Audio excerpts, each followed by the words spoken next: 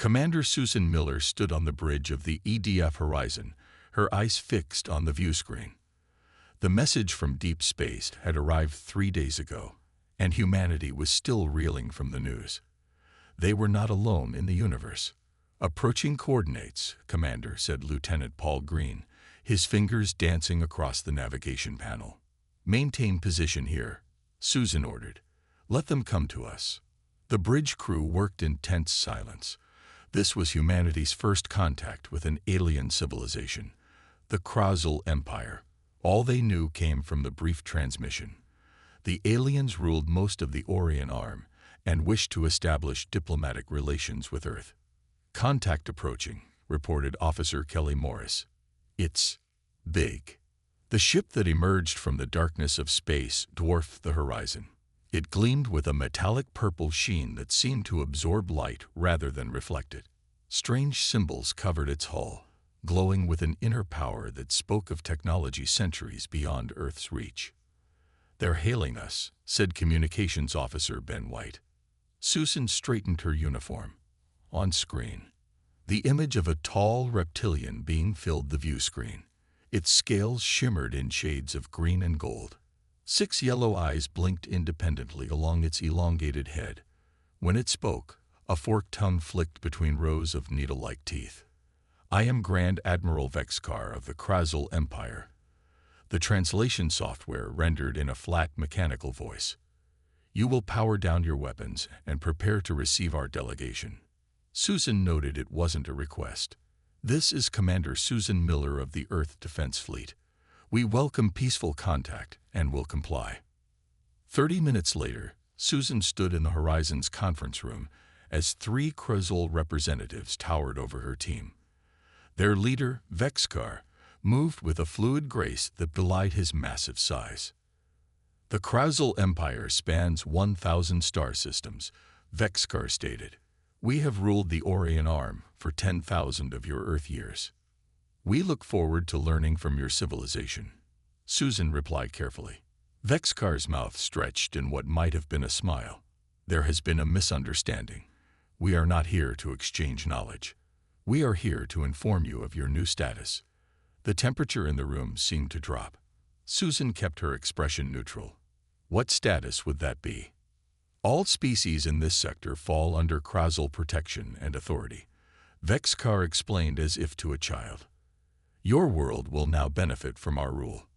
Susan's second-in-command, Major Alan Reeves, stepped forward. "Earth is a sovereign planet. We don't need."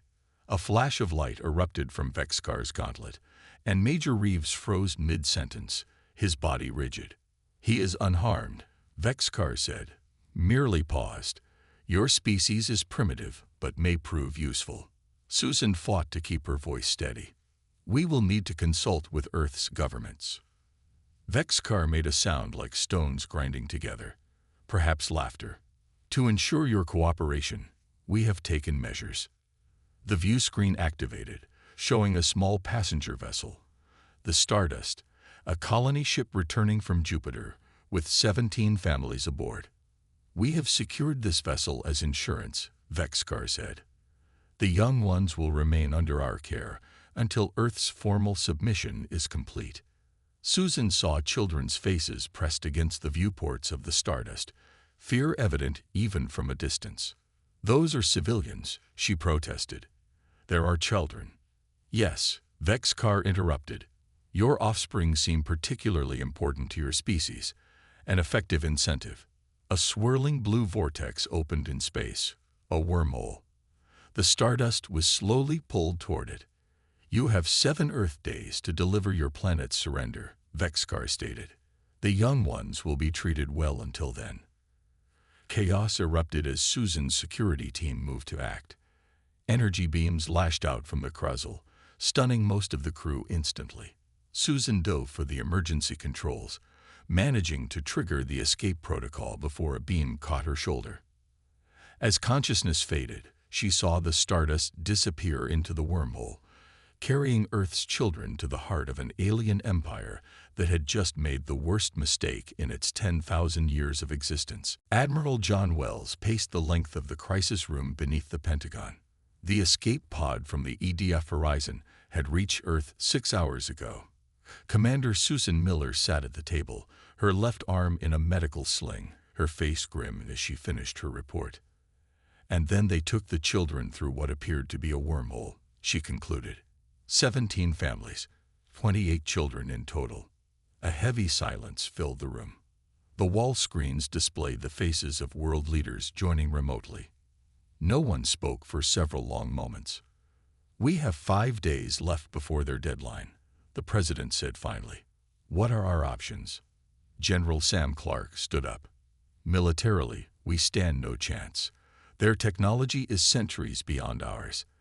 The energy readings from just one of their ships exceeded our entire North American power grid." "So we surrender?" asked the Chinese premier, her voice sharp. "We buy time," General Clark answered. "We pretend to negotiate while we prepare." Dr. Lisa Carter sat quietly at the far end of the table. As both a xenobiologist and military strategist, she had been called in to analyze the footage from the horizon. Now she cleared her throat. "May I speak?" she asked. Admiral Wells nodded. "Please, Doctor." Lisa stood and tapped her tablet. The main screen changed to show a freeze frame of Grand Admiral Vexkar. "I've been studying their body language and biological signals," she said. "Look at the position of the neck scales during the conversation." She zoomed in on the alien's neck. "Now compare it to this." The image split to show a second Krasul with differently positioned scales. In reptilian species, exposed neck regions typically indicate one thing: fear. Lisa looked around the room. "They're afraid of us." Confused murmurs filled the room. "That makes no sense," General Clark objected. "They could destroy our entire fleet without effort." "Technology isn't everything," Lisa replied. She advanced the footage. Watch their reaction when Commander Miller mentioned the children specifically. On screen, the alien scales flattened dramatically, a subtle step backward. "My nephew Joey is on that ship," Lisa said, her voice now carrying a personal edge. "I've studied alien biology for 15 years. The Krasul are showing classic prey response behaviors, despite being predators themselves." Admiral Wells stopped pacing. "What are you suggesting, Doctor?" "They fear something about our species specifically. Something biological, perhaps instinctive." Lisa zoomed in again. "Notice how they specifically chose the children as hostages. They recognize something important about our relationship with our young." Captain Frank Martinez, who had been silent until now, leaned forward. His Special Forces background was evident in his scared face and watchful eyes. "So they have a weakness," he said. "Can we exploit it?" "Maybe." Lisa nodded. "But first, we need to get our people back." Martinez exchanged glances with Admiral Wells. Some unspoken communication passed between them. "I might have an idea," Martinez said, "but it's not exactly by the book." "We're beyond the book now," Wells replied. Martinez turned to engineer Olivia Daniels. "That stealth project you've been working on, how close is it to operational?" Olivia blinked in surprise. "The EDF Shadow. It's functional but untested in real conditions. We've managed to mimic various energy signatures, including some alien patterns we've detected. In theory, it could fool their sensors." "And how many people can it carry?" Martinez asked. 5, maybe 6 with minimal supplies," Olivia answered. The room grew quiet as everyone realized what Martinez was suggesting. "You want to go after them," Admiral Wells stated. "Through the wormhole." Martinez nodded. "A small team. In and out. We find our people and bring them home." "That's suicide," General Clark objected. "Maybe," Martinez agreed. "But what's the alternative? Surrender Earth? Leave those kids?" Lisa stood straighter. "I want to go. I have the biological knowledge we might need." Olivia raised her hand. "You'll need me to operate the shadow systems." Admiral Wells looked at each of them, then at the screen showing the faces of the captured children. "If you're caught, Earth will deny all knowledge of this mission," he said. "Officially, We're pursuing diplomatic solutions only. Martinez nodded. Understood. You have 24 hours to prepare, Wells ordered. And God help you if you fail, because no one else will be able to. The EDF shadow slipped through space like a ghost. Its black hull absorbed light rather than reflected it. Inside the cramped cabin, Captain Frank Martinez checked the final preparations with his team. Wormhole entry in 5 minutes, engineer Olivia Daniels announced from the pilot's seat. Her fingers danced across the controls, adjusting the ship's energy signature. If my calculations are correct, we'll emerge at the edge of the Krasl system. Dr. Lisa Carter reviewed alien biological data on her tablet. Beside her, combat specialist Rick Howard checked his weapons. Non-lethal first, lethal options secured but accessible. Communications ready, reported Maria Rivera from her station. Our signals will mimic Krasl patterns. Unless they look very closely, we should appear as one of their minor transport vessels. Frank nodded. Remember the mission. Locate the human children, extract them, and return home. No heroics, no revenge. He looked directly at Lisa when he said this. Her nephew being among the captured made this personal for her. I'm a professional, Lisa said quietly. But these children come first. The shadow approached the spot where the horizon had recorded the wormhole. Olivia activated the sequence she had programmed based on Commander Miller's data. Generating artificial wormhole field, she reported. 3, 2, 1. Space tore open before them. A swirling blue vortex of energy pulled at the small ship. Unlike natural wormholes that formed between regions of bent space, this was clearly artificial technology, stable, controlled, and terrifying in its implications. Hold on, Olivia warned as she guided the shadow into the mouth of the vortex.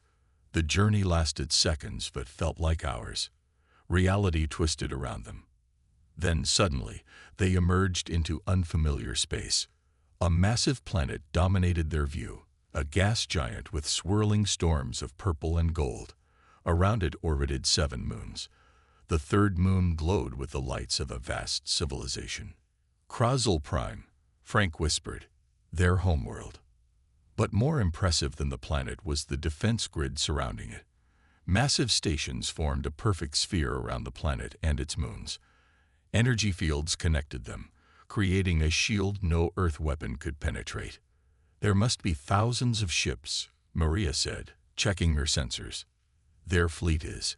I can't even count them all. Olivia adjusted their disguise, activating full stealth protocols. Our signature now matches a Class 3 Krasl transport. Stay quiet on comms. The shadow drifted closer, moving with the natural flow of traffic toward the third moon. No alarms sounded. No ships moved to intercept them. It's working, Rick said. They don't see us. As they approached the moon, they saw the true scale of Krasl civilization. Towering cities stretched across the surface. Ships of all sizes moved through carefully regulated air lanes. And everywhere, signs of empire, massive statues of Krasl leaders, military bases, and what appeared to be monuments to conquered species. How do we find our people in all this? Lisa asked. Maria adjusted her communications array. I'm intercepting their communications, running them through our translation matrix. Her eyes widened. I'm picking up references to biological specimens being held at something called the Central Research Facility. Can you locate it? Frank asked. Maria nodded slowly. Yes, but that's not all. I'm hearing chatter about the human threat and protective measures. They're scared, just like Lisa said. Lisa moved to Maria's station, studying the intercepted communications. They're talking about human protective instincts like they're a weapon. Listen to this. Subject species shows abnormal attachment to offspring. Further study required to neutralize this advantage. Advantage? Rick asked. They think caring for our kids is a military advantage. Lisa's eyes narrowed as understanding dawned. For a species that values cold calculation and dominance, perhaps the willingness to sacrifice oneself for children is incomprehensible. and frightening. Frank checked the ship's position. They were entering the moon's atmosphere now, the shadow perfectly mimicking a Krauzel vessel. "We need to find that research facility," he said. "Olivia, can you land us nearby without raising suspicions?" Olivia studied the traffic patterns. "Yes, but we'll need to move fast once we're down.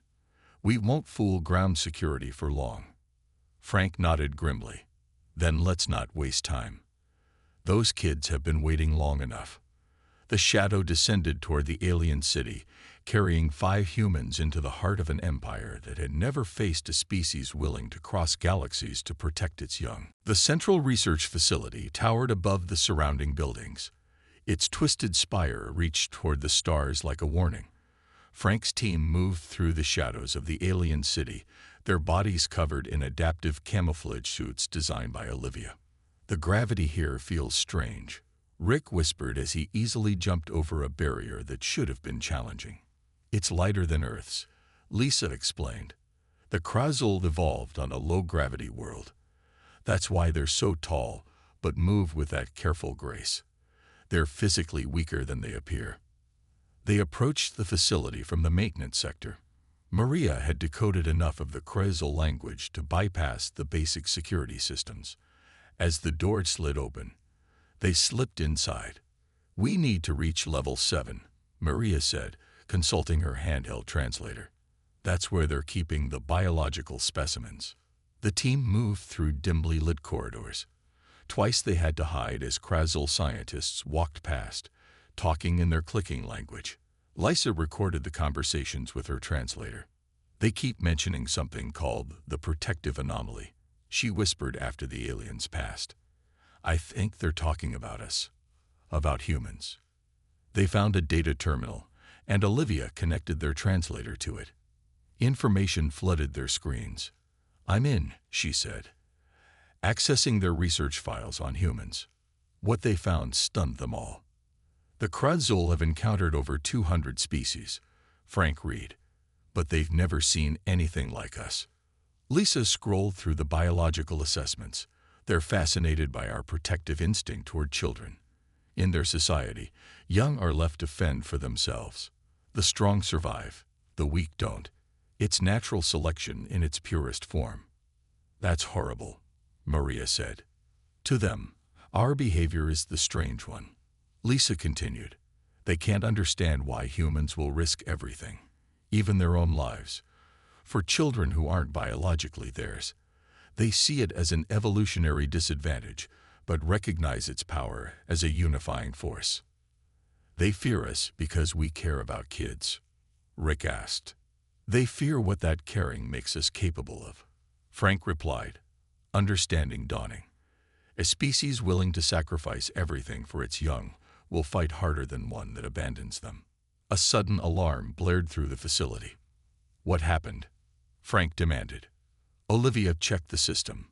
"Someone's trying to escape from level 7. They've triggered security protocols." "The children," Lisa gasped. They ran to the nearest lift, using Maria's codes to override the security lockdown. As the lift rose toward level 7, Frank distributed weapons to the team. "Remember, we need to get the children out safely," he reminded them. "That's the priority." The doors opened to chaos. Krauzel guards rushed down the corridor toward a containment area. Alarms flashed red warnings on every screen. "What's happening?"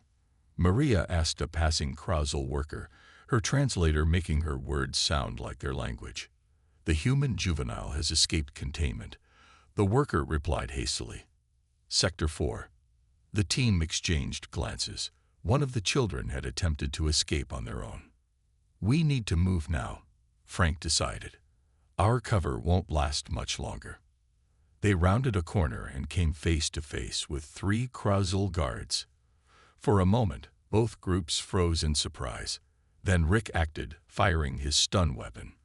The first guard dropped, but the others raised their weapons. "Down," Frank shouted as energy beams sizzled over their heads. Lisa rolled behind a console and fired her own weapon. To everyone's surprise, the Krauzel guard stumbled backward from the impact, much more affected than they expected. They're weaker in direct combat, Lisa called out. Just like I thought. Frank took down the last guard with a well-placed shot. We need to find that kid before they do. They sprinted down the corridor toward Sector 4, no longer trying to hide. Ahead, they heard a child's shout, followed by the crash of equipment. That's Kevin, Lisa cried, recognizing her nephew's voice. Kevin Patterson. They burst into the laboratory to find a 10-year-old boy wielding a piece of broken equipment, keeping 3 Krasl scientists at bay. His eyes widened in shock when he saw human faces. Aunt Lisa, he gasped. We're here, Kevin, Lisa said, tears in her eyes. We've come to take you home. Kevin ran to Lisa and hugged her tightly. I knew someone would come, he said, his voice muffled against her shoulder. Where are the others? Frank asked urgently. Kevin pointed down the hall. Through there. They kept us all in the big room. I got out when they took me for more tests. Frank nodded to Rick. Watch our backs. To Maria, he said, contact the shadow. Tell Olivia to prepare for emergency extraction. As Maria spoke into her communicator, Lisa examined Kevin for injuries. Besides looking tired and frightened, he seemed physically unharmed. What did they do to you? She asked gently. They asked lots of questions, Kevin replied. About my parents, about school, about how humans take care of kids. They seemed really confused when I told them about adoption. We need to move, Frank interrupted. Kevin, stay close to your aunt. They moved swiftly down the corridor. The alarms continued to blare throughout the facility. Through a large viewport, they saw Krasl ships mobilizing in the sky. Our window is closing, Frank warned. They reached a sealed door marked with alien symbols. Maria worked on the control panel, her fingers flying over the alien tech. Almost got it, she muttered. The door slid open with a hiss. Inside, 27 human children of various ages sat in a large, circular room. They were grouped by family, huddled together for comfort. When they saw adult humans enter, their faces lit up with hope. Everyone stay calm, Frank announced. We're here to take you home, but we need to move quickly and quietly. A small girl with pigtails stood up. Are you soldiers? She asked. Frank knelt to her level. Yes, we are. And we've come a very long way to find you. I told them you would, the girl said proudly. I told the lizard people that human grown-ups always come for kids. Lisa helped organize the children while Rick checked the corridor. Clear for now, but I hear movement 2 levels down. They're mobilizing. Suddenly, Maria's communicator crackled to life. Admiral Wells's voice came through, surprising them all. Captain Martinez, do you read me? Operation Phalanx is a go. I repeat, Operation Phalanx is a go. Frank grabbed the communicator. Admiral, how are you reaching us through the wormhole? No time to explain. Wells replied.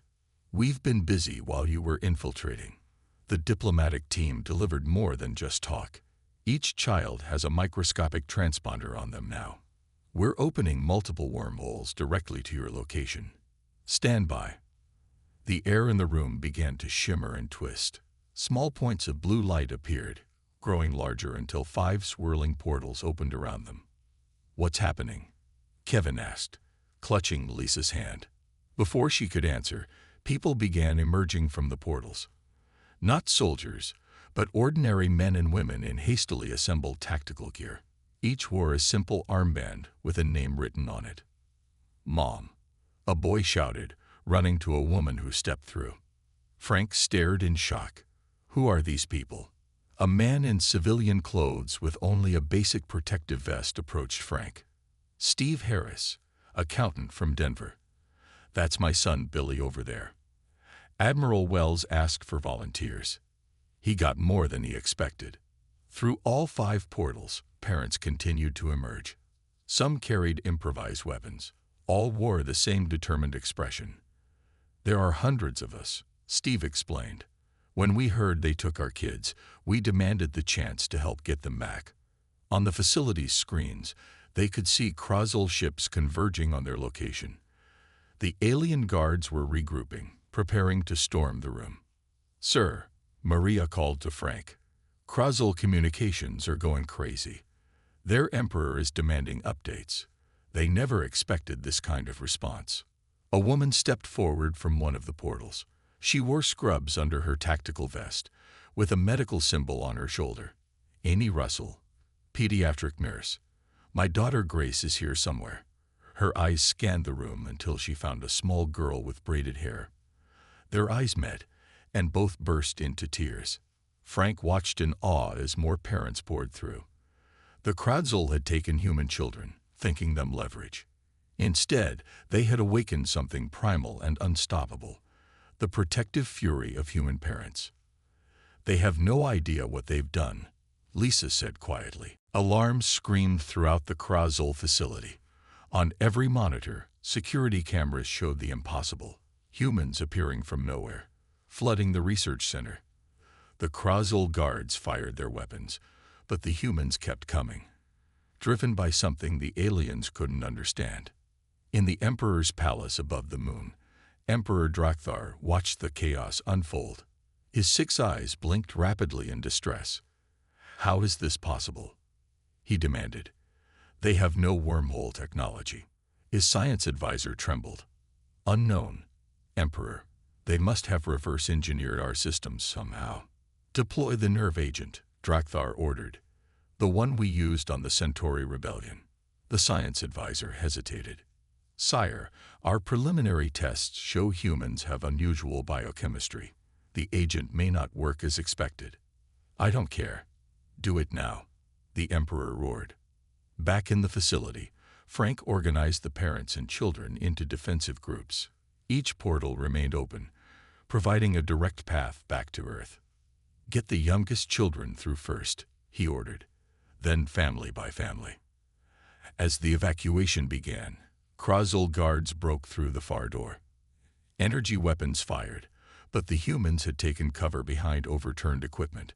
Rick and several parents returned fire, their Earth weapons surprisingly effective against the aliens.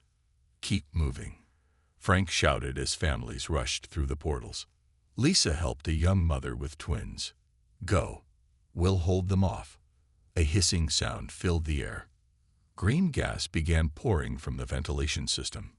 "Gas," Maria warned. "Everyone, masks on." The parents pulled emergency breathers from their kits and fitted them to their children first, then themselves. The Krozul watched in confusion as their nerve agent had minimal effect. The humans slowed but continued fighting and evacuating. In a monitoring room nearby, Nurse Amy Russell had become separated from her group. She found herself face to face with 3 Krozul guards. Without hesitation, she charged forward with a fire extinguisher in her hands. The guards, expecting her to retreat, were caught off guard by her aggression. She swung the extinguisher with surprising strength in the low gravity, knocking them aside. Amy fought her way through the corridors, following the facility maps on the walls. She realized she was heading toward the command center. Behind her, she could hear the sounds of battle as more parents joined the fight. The command center doors were sealed, but Amy found an air duct. She climbed inside and crawled until she emerged in a large, ornate room. Standing before her was a Krozul larger than any she had seen, Emperor Drakthar himself, who had come down from his palace to oversee the situation personally. He turned, startled by her entrance. His guards raised their weapons.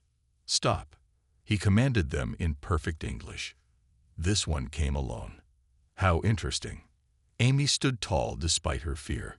"I'm here for my daughter and the other children. You crossed galaxies and invaded our most secure facility," Drakthar said. His tone held something Amy didn't expect: respect. "All for offspring. That's what humans do," Amy replied simply. The Emperor studied her. "My scientists said your protective instinct was powerful, but I didn't understand until now. You are not even a warrior, yet you fought through my elite guards." A commotion outside the door interrupted them. Frank Martinez and his team had fought their way to the command center. They burst in, weapons ready. "Amy," Frank called. Your daughter is safe. She's back on Earth.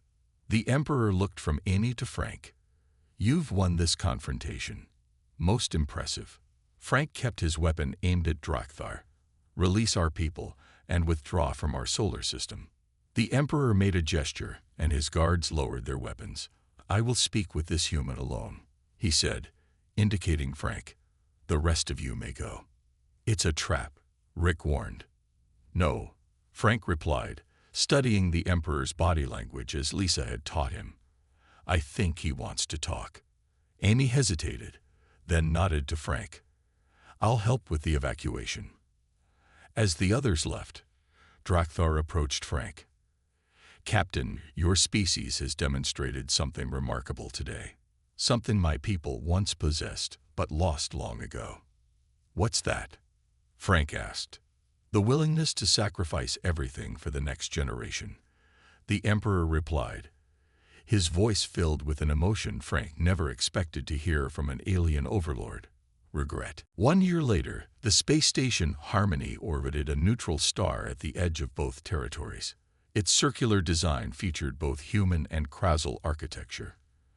In the main conference room, Admiral Susan Miller, now the head of Earth's diplomatic corps, waited as Emperor Drakthar entered with his advisors. Admiral Miller, the Emperor greeted her with a slight bow of his head. The stars shine on our meeting. Emperor Drakthar, Susan replied with the same gesture. May our words bring light to both our peoples. They sat at a round table designed to accommodate both species comfortably.